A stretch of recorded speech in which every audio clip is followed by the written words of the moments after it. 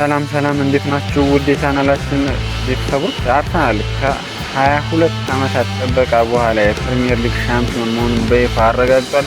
ማንቸስተር ሲቲ ከቦርንማውዝ ጋር ያደረገውን ጨዋታ በአቻ ውጤት ማጠናቀቁን ተከትሎ አርሰናል አንድ ጨዋታ እየቀረው ታሪካዊውን ዋንጫ ማንሳቱን በይፋ አረጋግጧል። ይህንን ጉዳይ እያነሳን አብረን ቆይታ የምናደርግ ይሆናል።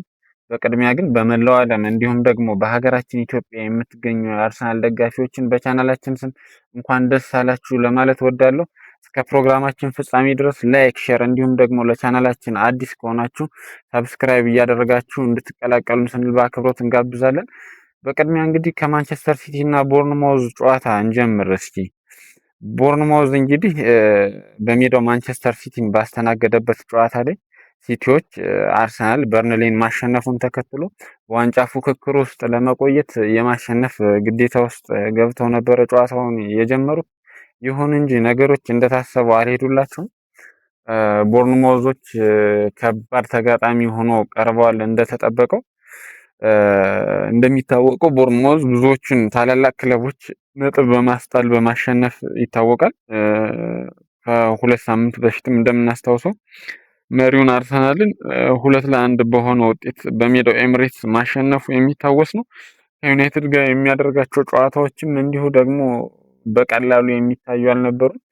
እንዲህ እያልን ከአብዛኞቹ ትላልቅ ቲሞች ጋር ቦርንማውዝ እጅግ በጣም ተፎካካሪና ጠንካራ ቡድን እንደሆነ እያሳየ ያለ ቲም ነው።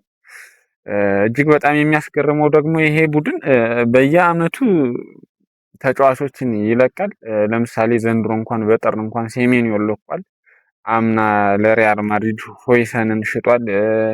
ሚሎሽ ኬርኬዝን ለሊቨርፑል ሽጧል። እንዲሁም ደግሞ ሌሎች ተጫዋቾችን በብዛት ለቋል። ይሁን እንጂ በየአመቱ እንደ አዲስ ራሱን እያደሰ እያጠናከረ ለፕሪሚየር ሊጉ ታላላቅ ክለቦች እጅግ በጣም ፈታኝ እየሆነ የመጣ ያለ ክለብ ነው። ማንቸስተር ሲቲም እንግዲህ ቦርንማውዝን በማሸነፍ ከአርሰናል ጋር ያለውን የነጥብ ልዩነት ወደ 2 ለማጥበብ ተስፋ አድርጎ ነበር ወደ ቪታሊቲ ስቴዲየም ያቀናው። ይሁን እንጂ በጨዋታው ላይ የተጠበቀው ነገር ሳይሆን ቀርቷል። ቦርንማውዞች እንደተጠበቀው ለማንቸስተር ሲቲ እጅግ በጣም ፈታኝ ቡድን ሆኖ ቀርቧል። ከጨዋታው መጀመር አንስቶ ሳምንቱን ሙሉ አርፈው ትሬኒንግ ሲሰሩ የነበሩት የቦርንማውዝ ተጫዋቾች ለማንቸስተር ሲቲ ነገሮችን ቀላል አላደረጉም። እጅግ በጣም በኤነርጂ ነበር ይጫወቱ የነበረው፣ በፍላጎት ነበር ይጫወቱ የነበረው። ምናልባትም ለአውሮፓ መድረክ ተሳትፎ ለማግኘት አልመው ስለሆነ ወደ ሜዳ የገቡት ጨዋታውን ለማሸነፍ 100% ያላቸውን ሁሉ አውጥተው ሰጥተዋል ማለት ይቻላል። በማንቸስተር ሲቲ በኩል ምናልባት ጨዋታውን ላለማሸነፉ እንደ አንድ ትልቅ ምክንያት እየተነሳ የሚገኘው የቦርንማውዞች ጥንካሬ እንዳለ ሆኖ በሊጉ ያለው ተደራራቢ መርሃ ግብር በማንቸስተር ሲቲ ላይ ያለው ተደራራቢ መርሃ ግብር ተጫዋቾችን አቅም እንዲያንሳቸውና ደግሞ ወይም ደግሞ ኢነርጂያቸውን ሉዝ እንዲያደርጉ እንዲጨርሱ አድርጓቸዋል እየተባለ ይገኛል። እንደምናስታውሰው ባለፈው ሳምንት እሁድ ከቼልሲ ጋር በኤፍኤ ካፕ ፍጻሜ ተጫውተዋል። ሻምፒዮን ቢሆኑ ምንም እንኳን ለዚህኛው ጨዋታ ግን የራሱ የሆነ አሉታዊ ተጽዕኖ የለውም ማለት አይቻልም ማለት ነው። እንግዲህ ቦርንማውዝ በጨዋታው ላይ ከፍተኛ የሆነ ሩጫዎችን ያደርግ ነበር በመሃል ሜዳው ላይ እና አሌክስ ስኮት እንዲሁም ደግሞ የቦርንማውዝ ተከላካዮች ለኤርሊንግ ሃላንድ ትልቅ ራስ ምታት ሆኖ አምሽቶ ነበር። ከዛ በተጨማሪም እንግዲህ አብዛኛውን የጨዋታ ክፍለ ጊዜ በትራንዚሽን ወቅት ቦርንማውዞች በፈጣን መልሶ ማጥቃት በሽግግር የማንቸስተር ሲቲን የተከላካይ መስመር ተጋልጦ ሲያገኙት ለማስተዋል ችለናል። እንግዲህ ከጨዋታው መጀመር አንስቶ ማንቸስተር ሲቲ ጨዋታውን ለመቆጣጠር ቢሞክርም ቦርንማውዞች ግን በፈጣን መልሶ ማጥቃትና በሽግግር የሚያገኟቸውን ኳሶች በመጠቀም አደጋ ለመጣል ይሞክሩ ነበረ። ይህ ጥረታቸውን ፍሬ አፍርቶ ክሩፒ ከረፍት በፊት ጎል አስቆጥሮ ቦርንማውዞች እስከ ጨዋታው ፍጻሜ ድረስ 1-0 እየመሩ መጓዝ ችሎ ነበር። ከረፍት መልስ በርካታ ቅያሬዎችን ያደረጉት ማንቸስተር ሲቲዎች እነ ሪያን ቸርኪን እንዲሁም ደግሞ ፊል ፎደንን አስገብተው ጫና ለመፍጠር ቢሞክሩም እስከ ጨዋታው ፍጻሜ ድረስ የሚጠበቀውን ፍሬ ሳያገኙ ቀርተዋል ማለት ነው። ነገር ግን በጨዋታው መገባደጃ ላይ 90 ደቂቃው ተጠናቆ በተጨመረው ተጨማሪ 5 ደቂቃ ኤርሊንግ ብራውት ሃላንድ ግብ አስቆጥሮ ማንቸስተር ሲቲን አቻ ማድረግ ችሎ ነበር። ይሁን እንጂ ይህ ውጤት ለማንቸስተር ሲቲ በቂ አልነበረም። ምክንያቱም ደግሞ አርሰናል ከበርንሌ ጋር በነበረው ጨዋታ ማሸነፉን ተከትሎ ልዩነቱ ወደ 5 ሰፍቶ ነበር። የቀረው ጨዋታ 1 ነው። ስለዚህ ቀሪውን ጨዋታ ሁለቱም ቢያሸንፉ እንኳን አርሰናል ሻምፒዮን መሆኑን ማረጋገጥ ችሏል ማለት ነው። ይህንን ተከትሎም እንግዲህ የአርሰናል ተጫዋቾች በተለየ ሁኔታ ሲቲ ከቦርንማውዝ ጋር ያደረገውን ጨዋታ በአርሰናል የልምምድ ማዕከል ውስጥ ሙሉ የቡድን አባላቱ ሆነው ሲከታተሉ ተስተውሏል። የጨዋታው ፊሽካ እንደተሰማም ከፍተኛ የሆነ ፈንጠዝያና ደስታ ነበር በአርሰናል የልምምድ ማዕከል ውስጥ። አብዛኞቹ ተጫዋቾች ጉዳት ላይ የነበረውን እነ ዩሪየን ቲምበርን ጨምሮ መጥቀስ ይቻላል እጅግ በጣም የደስታ ስሜት ውስጥ ገብተው ሲዘሉና ሲፈነጥዙ እንዲሁም ደግሞ አንዱ ባንዱ ላይ እየወጣ ደስታውን ሲገልጽ ተስተውሏል ማለት ነው። እንግዲህ ይህ የሚያሳየን ምን ያክል ለማሸነፍ አርሰናል ዋንጫውን ለመውሰድ ለማሸነፍ ዘንድሮ ምን ያክል እንደለፋና ደግሞ ባለፉት ዓመታት ደርሶ እየተመለሰ ዋንጫውን እያስረከበ ይመለስበት የነበረው መንፈስ ምን ያክል ተጫዋቾችን ዋንጫውን ለማሸነፍ ጉጉት ውስጥ ከቷቸው እንደነበረ የሚያሳይ ምስል ነበረ። ከረጅም ጊዜ ጥበቃ በኋላ በማንኛውም ነገር አንድን ነገር ሞክረን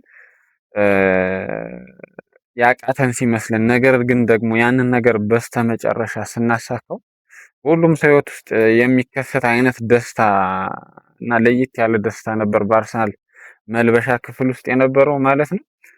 እንግዲህ የማይክል አርቴታ ቡድን እዚህ ደረጃ ላይ ለመድረስ ሰፊ የሆኑ ስራዎችን ሰርተዋል። በመንገዱ ላይም እጅግ በጣም ብዙ መሰናክሎች እና ተግዳሮቶች አጋጥመውት ነበረ። እንደምናስታውሰው 2019 ላይ ክለቡን ከተረከበበት ጊዜ ጀምሮ ከተጫዋቾች ጋር ለሲስተሙ ለሱ አጨዋወት ከማይመቹ ተጫዋቾች ጋር እንዲሁም ደግሞ በአንዳንድ ተጫዋቾች የዲሲፕሊን ጉድለት እንደምናስታውሰው ከሜሱት ኦዚል ጋር የነበረውን ግጭት እናስታውሳለን። ከነ ኦባሜያንግ ጋር የነበረውን አለመግባባት እናስታውሳለን። ደጋፊዎቹ ሁሉ ሳይቀሩ አንዳንድ ጊዜ ከተጫዋቾቹ ጎን የነበሩባቸውን ጊዜያት እናስታውሳለን። ነገር ግን በትዕግስትና በብልሃት ለአርሰናል የሚመጥን አይነት ስኳድ በመስራት ክለቡን ወደ ውጤታማነት መመለስ ችሏል። በዚህ ሂደት ውስጥ ለበርካታ ጊዜያት ከጫፍ እየደረሰ የመመለስ በራስ ያለማመን ደጋፊዎች በቡድኑ ያለማመን እስከመጨረሻው የመጨነቅ ተስፋ የመቁረጥ ብዙ አይነት ስሜቶች ተስተውለዋል ማለት እንችላለን። እንደምናስታውሰው ዘንድሮን ጨምሮ ባለፉት 4 ዓመታት በተለይ የአርሰናል የቡድን ግንባታ ሂደት ማይክል አርቴታ ከመጣበት 2019 ጀምሮ እንደመጣ እናስታውሳለን። ለመጀመሪያዎቹ 2 ዓመታት ውጤቶች አልጋ ባልጋ አልነበሩ። 8ኛ እንዲሁም ደግሞ ከዛ በታች ሆኖ የጨረሰበትም ጊዜ ነበር። ነገር ግን ከጊዜ ወደ ጊዜ ውጤቶቹን እያስተካከለ ቀስ በቀስ እምነትን ወደ ቡድኑ እየመለሰ የተጓዘበት ሁኔታ ነው የነበረው። እንደምናስታውሰው ከ7 ዓመታት ቆይታ በኋላ ነበር አርሰናል ወደ ሻምፒዮንስ ሊግ የተመለሰው ማይክል አርቴታ በመጣ በ3ኛው ዓመት ማለት ነው። ከዛ በኋላ በሻምፒዮንስ ሊግ ላይም ቢሆን በየጊዜው ከምድብ ከዛ በኋላ ከኳርተር ፋይናል በቀጣዩ ዓመት ወደ ሰሚ ፋይናል እያለ አሁን ደግሞ ዘንድሮ ወደ ፋይናል ገብቷል ማለት ነው። እነዚህን ሁሉ ነገሮች ደማምረን ስንመለከታቸው በቡድን ግንባታ ሂደት ውስጥ በትዕግስት እና ደግሞ በጊዜ እንዲሁም ደግሞ በትክክለኛው መንገድ መጓዝ ከቻለ አንድ የእግር ኳስ ክለብ ወይም ደግሞ በየትኛውም የስፖርቱ ዓለም ላይ ያለ ቡድን ጊዜ፣ ትዕግስት እና እንዲሁም ደግሞ ትክክለኛውን አቅጣጫ ከያዘ ወደ ስኬት መምጣት የሚችልበት መንገድ እንዳለ ማሳየት ችሏል ማለት ነው። በርካቶች እንግዲህ የክለቡን ደጋፊዎች ጨምሮ ባለፉት ዓመታት በሲቲ ተከታታይ ዋንጫዎችን ሲነጠቅ አምና ደግሞ በሊቨርፑል እንዲሁ ዋንጫውን ሲነጠቅ ከ250 ቀናት በላይ እየመራ ፕሪሚየር ሊጉ ላይ ሻምፒዮን መሆን ሳይችል ሲቀር ይህ ነገር እንደ እርግማን መታየት ጀምሮ ነበር። ሆኖም ግን በእግር ኳስ ሁሉም ነገር ይፈጠራል። አንድ ቡድን ዋንጫ ያነሳል፣ ሻምፒዮን ይሆናል፣ እጅግ በጣም ትልቅ ቡድን ይሆናል። እንደገና ደግሞ ያ ዘመን ያልፍና ምንድነው የውጤት መንሸራተቶች ይመጣሉ። ቡድኑ ወደ ታች መውረድ ይጀምራል። ይህንን በብዙ ታላላቅ ቡድኖች አይተነዋል። አሁን ማንቸስተር ዩናይትድ እያለፈበት ያለው መንገድ፣ አርሰናል ራሱ ያለፈበት መንገድ፣ ማንቸስተር ሲቲ አረቦች መጥተው ከመያዛቸው በፊት የነበረበት መንገድ እንዲሁም ደግሞ ሊቨርፑል ራሱ ለ30 ዓመታት ካለ ሻምፒዮንነት የተጓዘበትን መንገድ እናያለን። በአብዛኞቹ ክለቦች ውስጥ ያለ ሳይክል ነው ማለት እንችላለን። አርሰናልም እንግዲህ በዚህ ሳይክል ውስጥ አልፎ ያ የውድቀት ዘመን አልፎ በተለይ ከኢንቪንሲብልስ በኋላ የነበረው ዓመታት አልፈው አሁን ላይ ስኬታማ የሆነ ቡድን በማይክል አርቴታ ስር መገንባት ችሏል ማለት ነው። ከድሉ ጋር በተያያዘ እንግዲህ ደጋፊዎች በተለያየ መንገድ ደስታቸውን እየገለጹ ነው። ግማሾቹ የሲቲ እና የቦርንማውዝ ጨዋታ እንደተጠናቀቀ ኤምሬትስ አካባቢ ያሉ ደጋፊዎች ወደ ጎዳና በመውጣት ተጫዋቾቹ መልበሻ ክፍል ውስጥ በመጨፈር እንዲሁም ደግሞ ሌሎች በተለያዩ ዓለማት ያሉ የአርሰናል ደጋፊዎች በተለያየ መንገድ ደስታቸውን እየገለጹ ነው። የሚያለቅሱ አሉ፣ በተለያየ መንገድ የሚጨፍሩ አሉ። አዲስ አበባ ውስጥ እንኳን ኢትዮጵያ ውስጥ እንኳን ስንመለከት ታዋቂ አርቲስቶችን ጨምሮ ብዙዎቹ የአርሰናል ደጋፊዎች ደስታቸውን በተለያየ መንገድ እየገለጹ ነው።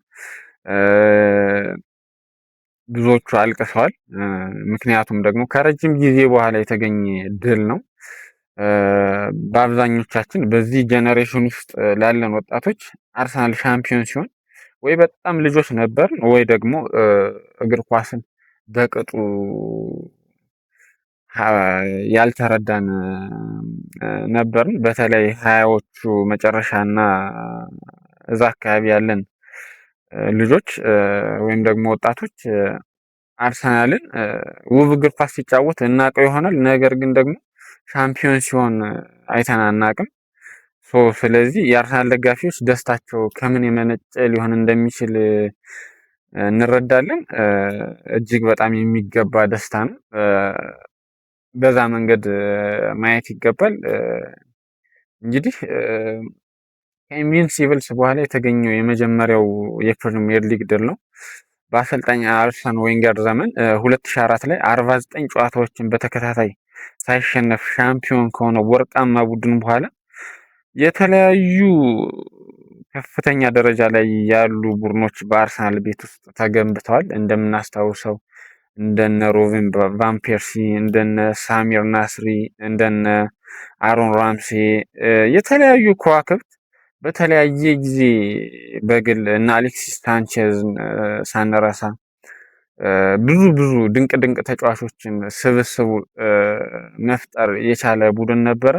ያም ሆኖ ግን ሻምፒዮን ለመሆን በተለያዩ ምክንያቶች ሳይሳካላቸው እየቀሩ በአርሰን ዌንገር ጊዜ እንደምናስታውሰው ክለቡ ኤምሬትስን ይገነባ የነበረበት ወቅት ነበረ።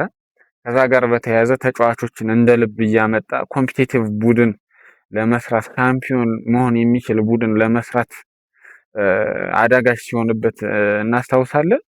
ያም ሆኖ ግን አርሰን ዌንገርም ቢሆን ከአካዳሚ እያሳደጉ በትናንሽ የዝውውር ገንዘብ በድንቅ ምልመላ ተጫዋቾችን ከሌሎች ክለቦች እያመጡ እያሳደጉ ድንቅ ድንቅ ተፎካካሪ ቡድኖችን መስራት ችለው ነበረ።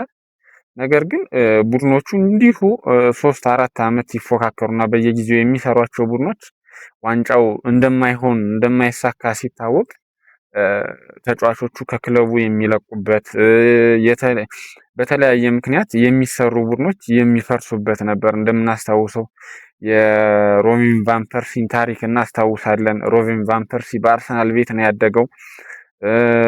ድንቅ የሚባል የተጫዋችነት ዘመኑን ያሳለፈው በአርሰናል ቤት ነበረ። ሆኖም ግን ዋንጫ ማሳካት አልቻለም ነበር። ክለቡ ዋንጫውን ያሳካል የሚል እምነት ሳያድርበት ሲቀር አርሰናል ለቆ ለመሄድ የቻለበትን አጋጣሚ እንኳን የምናስታውሰው ነው። ሌሎቹም በርካታ ተጫዋቾች በተለያየ ምክንያት ከክለቡ ይለቃሉ። የሚሰሩ ድንቅ ድንቅ ቡድኖችን በተለያየ ምክንያት ይፈርሳሉ። እንደዚህ እያልን ክለቡ ሻምፒዮን ለመሆን የሚያደርገው ጉዞ ተራራ ከመውጣት በላይ አድካሚ ነበረ። በስተመጨረሻም ግን በማይክል አርቴታ ዘመን ያንን ሁሉ ያለፈ ጥቁር ታሪክ ያንን ሁሉ መጥፎ ታሪክ በትዕግስት በጽናትና ደግሞ በአስደናቂ የቡድን ስራ በማለፍ በስተመጨረሻ ሻምፒዮን መሆን ችሏል ማለት ነው። እንግዲህ አሰልጣኝ ሰር አሌክስ ፈርጉሰን በመጽሐፋቸው እንደጠቀሱት አጥቂዎች ጨዋታዎችን ያሸንፉልሃል፣ እንዲሁም ደግሞ ነገር ግን ተከላካዮች ዋንጫዎችን ያሸንፉልሃል የሚል ወርቃማ አባባል ነበራቸው።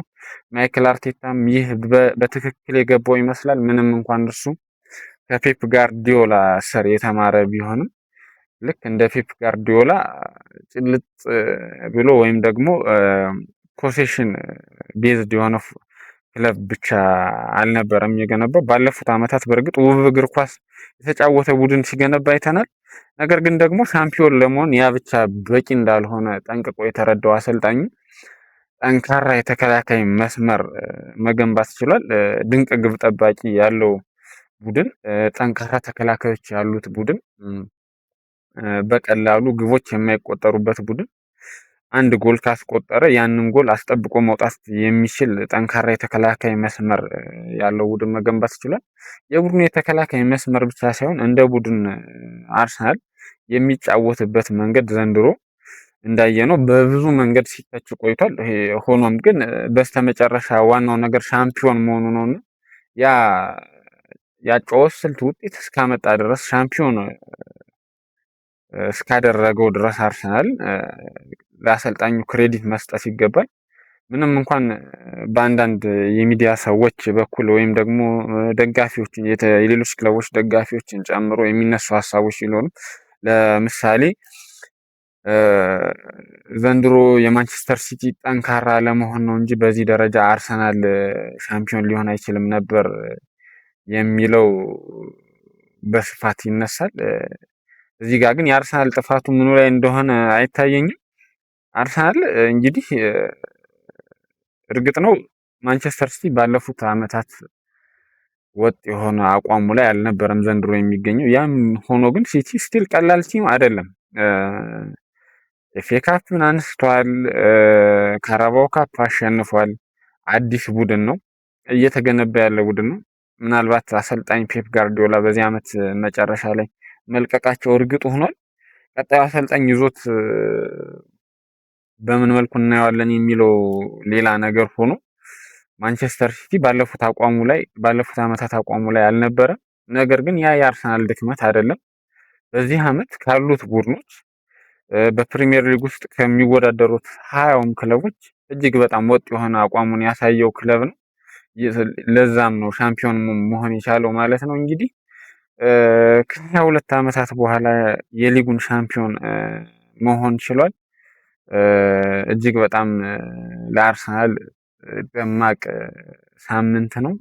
ይህ ወር በተለይ ደግሞ የሻምፒዮንስ ሊግን ከፒኤስጂ ጋር ከ2 ሳምንት በኋላ ማንሳት የሚችል ከሆነ በአርሰናል ታሪክ ውስጥ ምናልባት ምርጡና የማይረሳው 2 ሳምንት ሊሆን ይችላል ማለት ነው። በቀጣይ እንግዲህ ከፒኤስጂ ጋር በሻምፒዮንስ ሊግ ፍጻሜ አርሰናል ለሌላ ታሪክ በቡዳፔስት የሚጫወት ይሆናል። ከወዲሁ እንግዲህ መልካም እድል እንመኛለን ለአርሰናል ደጋፊዎች በመላው ዓለም እንዲሁም ደግሞ በሀገራችን ኢትዮጵያ ለምትገኙ የአርሰናል ደጋፊዎች እንኳን ደስ አላችሁ ለማለት እወዳለሁ። ፕሮግራማችን ላይክ፣ ሸር እንዲሁም ደግሞ ለቻናላችን አዲስ ከሆናችሁ ሳብስክራይብ በማድረግ ተቀላቀሉ። መልካም ጊዜ